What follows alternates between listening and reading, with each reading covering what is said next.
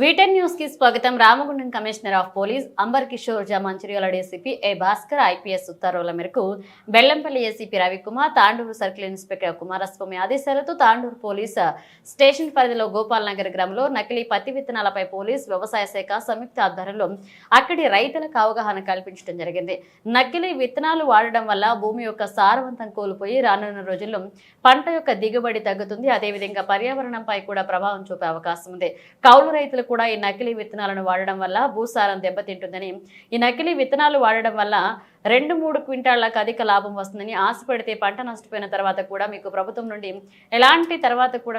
నుండి నష్టపరిహారం వాటిల్లదు. నకిలీ పత్తి విత్తనాలు ఎట్టి పరిస్థితుల్లో వాడకూడదని, ఒకవేళ గుట్టు చప్పుడు కాకుండా దొంగచాటున వీటిని పంట పొలాల్లో విత్తనాలు నాటుతున్నారని సమాచారం అందిన వెంటనే అక్కడికి వచ్చి పట్టుకుని చట్టరీత్యా చర్యలు తీసుకోవడం జరుగుతుంది. ప్రతి ఒక్క రైతు ఫెర్టిలైజర్ దుకాణంలో వ్యవసాయానికి సంబంధించిన ఏ విత్తనాలు తీసుకున్నా తప్పనిసరిగా రసీదును తీసుకోవాలని, అదేవిధంగా వ్యవసాయ శాఖ ఆధ్వర్యంలో వారు చెప్పే సూచనలు పాటిస్తే మీకు అధిక దిగుబడి రావడంతో పాటుగా లాభాలు కూడా రావడం జరుగుతుంది.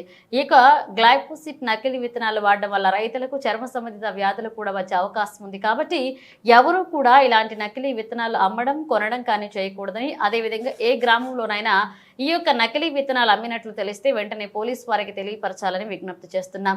ఈ కార్యక్రమంలో తాండూరు మండల వ్యవసాయ అధికారిని సుష్మా, మాదారం ఎస్ఐ సౌజన్య, భీమిని ఎస్ఐ విజయ్ కుమార్, ఏఈఓ శంకర్తో పాటుగా గ్రామ పెద్దలు, రైతులు పాల్గొన్నారు.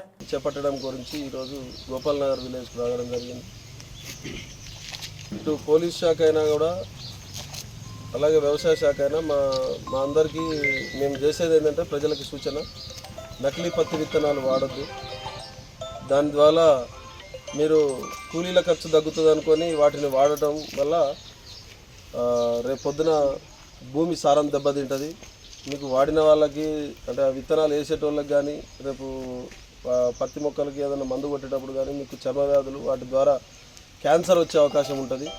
కాబట్టి ఇప్పుడు మీరు ఏదో 1 క్వింటాలు 2 క్వింటాలు ఎక్కువ వస్తుంది, లేకపోతే కూలీల ఖర్చు తగ్గుతుందని మీరు వాటికి అవి అమ్మేట వాళ్ళ దగ్గరికి పోయి కొనుక్కొని రేపు ఆ విత్తనాలు వాడటం వల్ల రేపు పొద్దున భవిష్యత్తులో మీకు ఇబ్బందులు తలెత్తుతాయి. అవి ఇప్పుడు తెలియవు. ఆల్రెడీ అట్లా ఇంతకుముందు సంవత్సరాలు వాడిన వాళ్ళకి కొంతమందికి ఉన్న సిమ్టమ్స్ వచ్చినాయి. అలాగే మీరు ఏంటంటే కౌలు చేసేవాళ్ళు మా భూమి కాదు,